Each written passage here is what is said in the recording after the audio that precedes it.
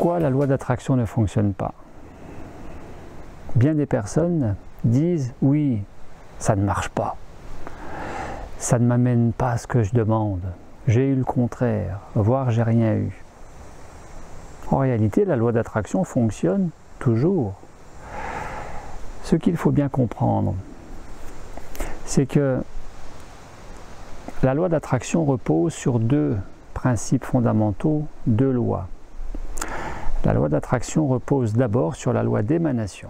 Ce qui émane de chacun d'entre nous, en termes d'énergie, d'un point de vue quantique, vous émanez, nous émanons une certaine énergie, une certaine aura.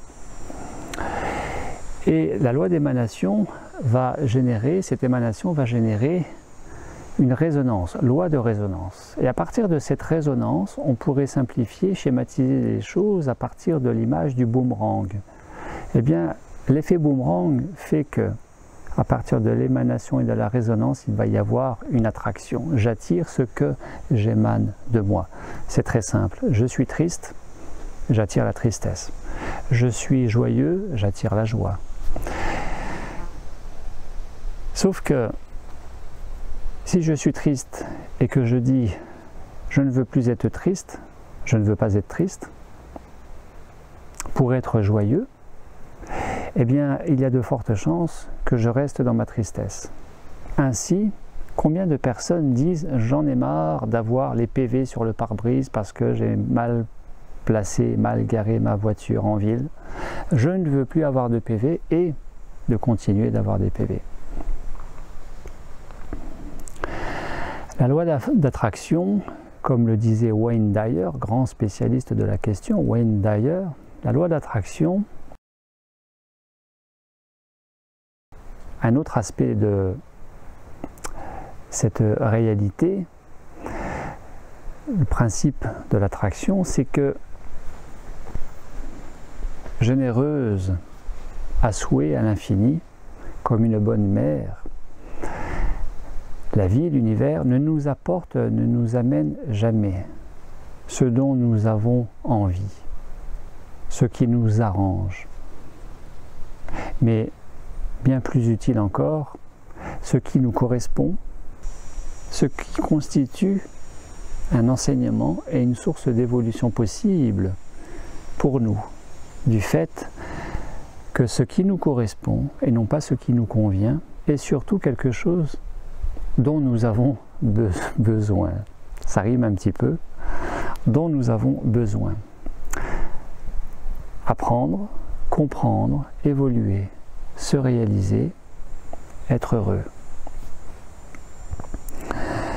Car le mental est toujours sélectif, le souvenir, la mémoire est toujours sélective, et nous allons le plus souvent vers ce qui nous arrange, ce qui nous convient, ce qui nous est le moins désagréable possible, par évitement de ce qui est justement désagréable.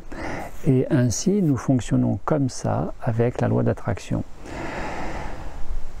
Eh bien, la loi d'attraction fonctionne toujours.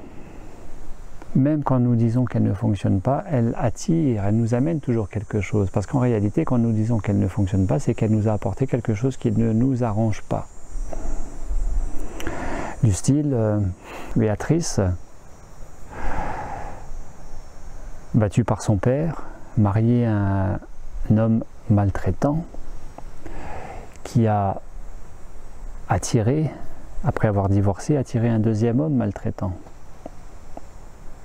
Jusqu'à ce qu'elle verbalise haut et fort qu'elle souhaitait maintenant vivre avec un homme respectueux, aimant et doux, ce qu'elle a connu depuis.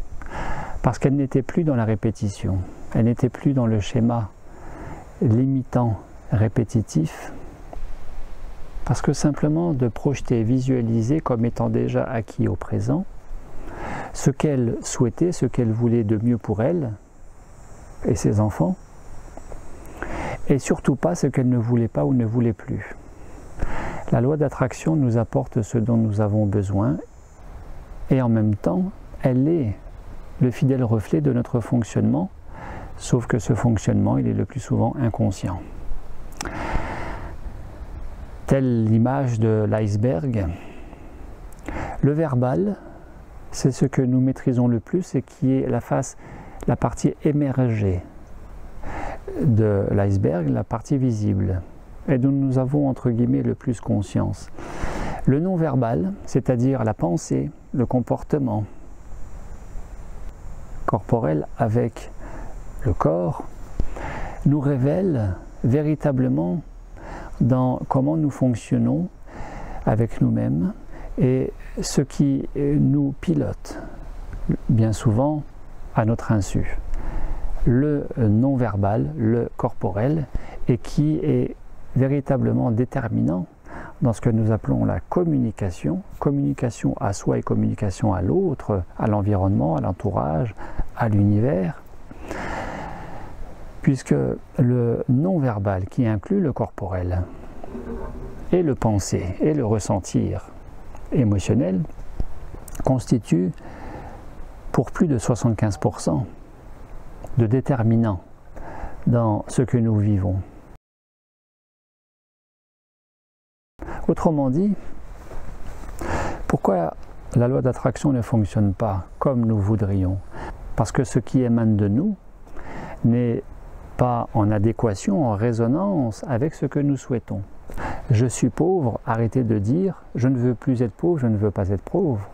Dites je suis riche au présent.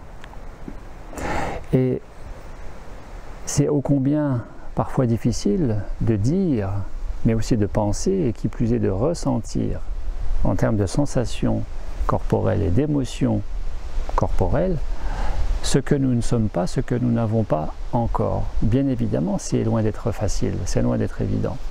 Et donc, tout cela renvoie sur la partie immergée de l'iceberg, l'inconscient, le non-verbal, le langage corporel, la façon de penser, ce que nous pensons, nous ressentons, et à partir de quoi notre comportement, eh bien, tout cela va être déterminant dans la balance et faire que nous attirons véritablement ce que nous souhaitons.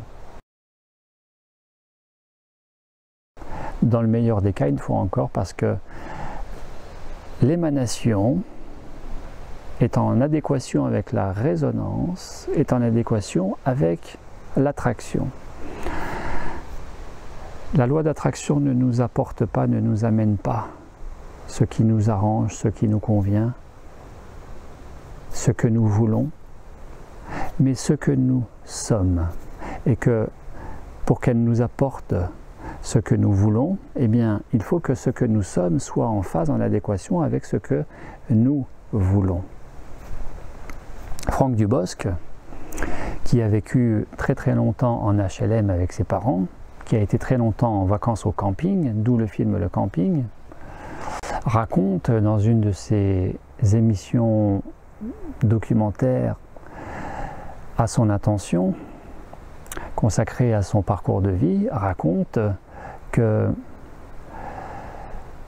certes, une fois encore, comme Jim Carrey, il avait le talent, bien sûr, mais à l'époque, dans le HLM, auprès de ses parents, vivant très modestement, bien avant d'être connu, eh bien, il s'habillait en riche et il allait au pied d'une résidence à Neuilly, parmi les plus belles résidences de Neuilly et de tout Paris, de faire semblant de chercher ses clés dans la poche, donc de faire semblant d'habiter là, et en réalité d'attendre qu'une personne sorte de l'immeuble pour qu'il puisse rentrer.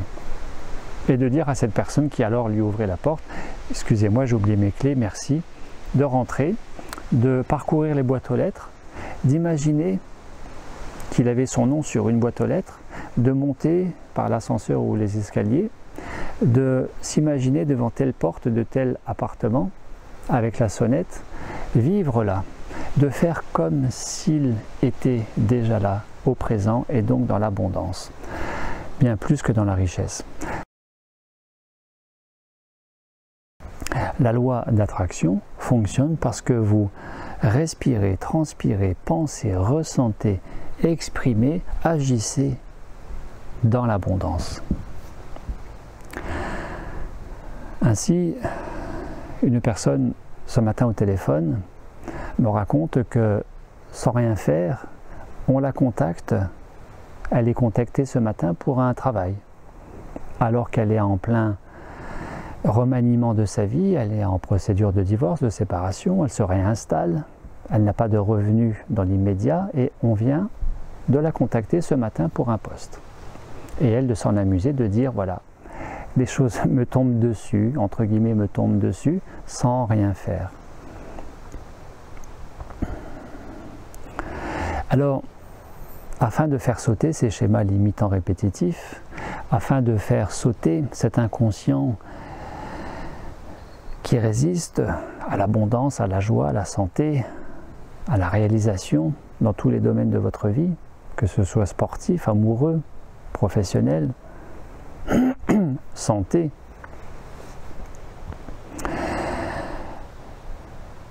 Il est tout à fait possible de vous offrir quelques séances, soit de développement personnel, soit de coaching, soit de thérapie. Et peut-être dans un dernier temps de formation. Ce n'est pas la formation qui règle ce genre de petit décalage avec soi-même, quant à mettre en phase le conscient et l'inconscient, quant à faire sauter ses limitations, quant à faire sauter les limitations qui peuvent s'appeler peur, interdit, et constituer autant d'auto-sabotage, inconscient et en réalité, quand nous regardons de plus près, pas si inconscient que ça, pratique d'auto-sabotage, dont par exemple la procrastination, le fait de remettre au lendemain, est une des façons de s'auto-saboter, surtout quand ça dure toute la vie. Il y aura d'ici quelques semaines, d'ici la fin de l'année, une vidéo sur la procrastination, et donc peut-être d'opter pour une approche de résolution de ces freins